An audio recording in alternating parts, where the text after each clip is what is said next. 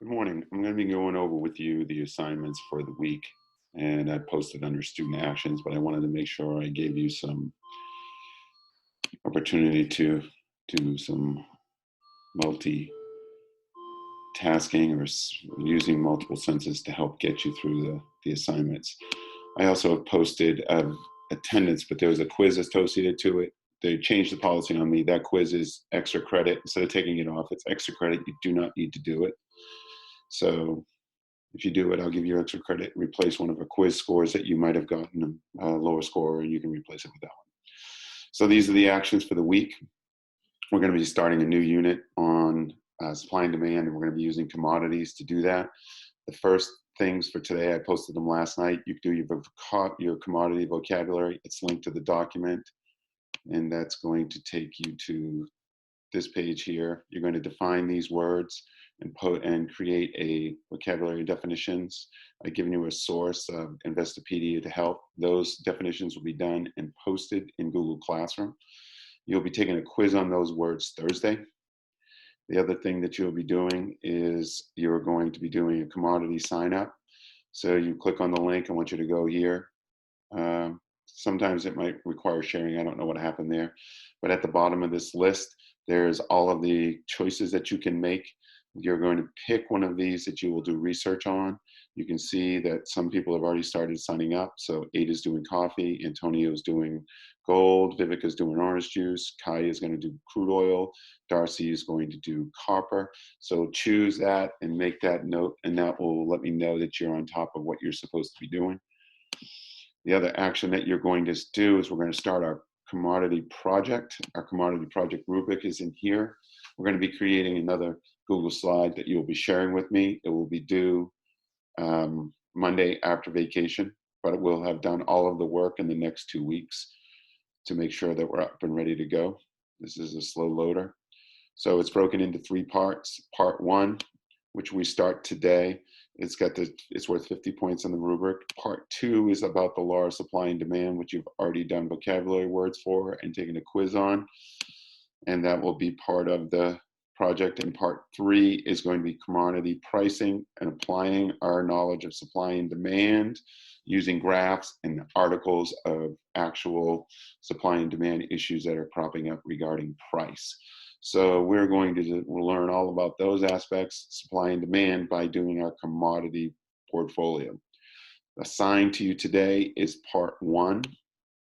Part 1 is scaffolded here, so you need to make a copy of it. This is going to be, just use this as your scaffold for it, make a copy of it. Here's the breakdown of what you're doing. I'll put an exemplar in here that you can check to see what it looks like. So if you need to find information on how to do it or what it looks like, this is one example of a project that you're going to create. So that will be where that is. Then you have to answer these slides. Part 1, I want a dictionary definition. So coffee is a common drink that people drink to acquire caffeine. So whatever it is in a common everyday dictionary, put it in there. And then I want a scientific definition. Coffee plants come in different types. There's binomial nomenclature. There's a 2-term naming system. I want to know what its genus and family are and be specific. And this you can find in any encyclopedia. It's better than Wikipedia. If it's a metal or an energy, it has an atomic weight, like gold has a symbol, an atomic weight. I want to know the specifics of that. So two different definitions.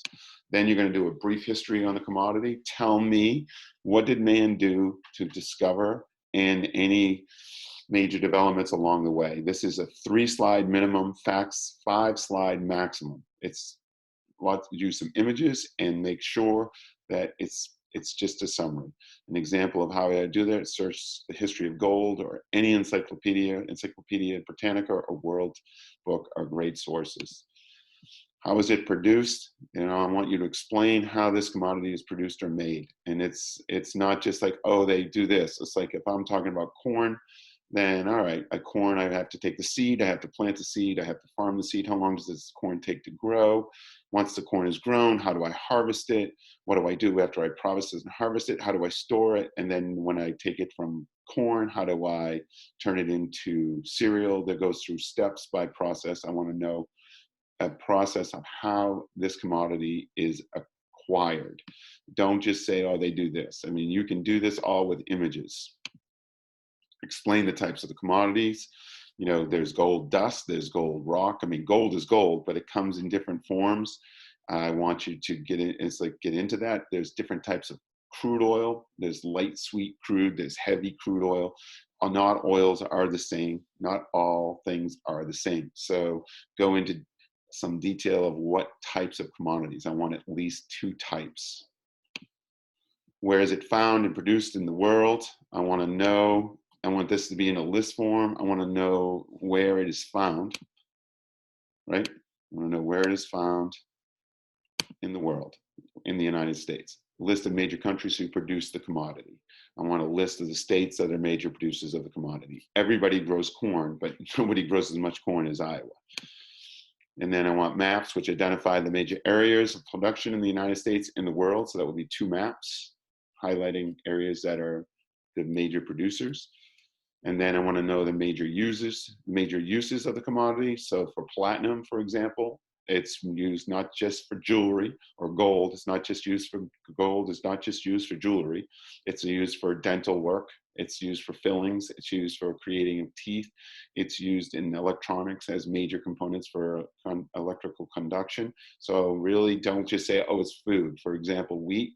Wheat is used for bread, flour, cereal, and animal feed. So be specific. 3 to 5 uses. And then I want to know who the major sellers of the commodity are. I want to know the top 5 countries who export. And if they're exporting, that means they're selling the commodity. And I want to know who the top 5 countries that are importing the commodity. That means that they are buying it. You know, obviously Starbucks is going to be a major buyer of coffee, but they're buying that coffee from exporters from a country. So I don't want specific countries that are companies that are doing it, but countries.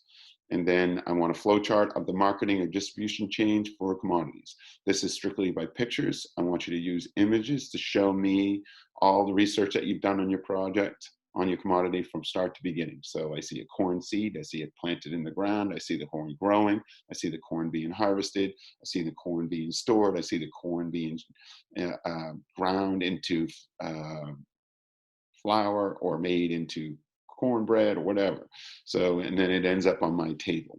That's the basics of this project that you're going to be working on. Use this, make a copy of it. This becomes slide 7, and then just start building it on this right here. If you have any specific questions, then send me an email. So that's how we're going to be learning about supply and demand. This is just part 1. That will be due on Friday. All right. I will look forward to seeing and talking to you if you have any questions.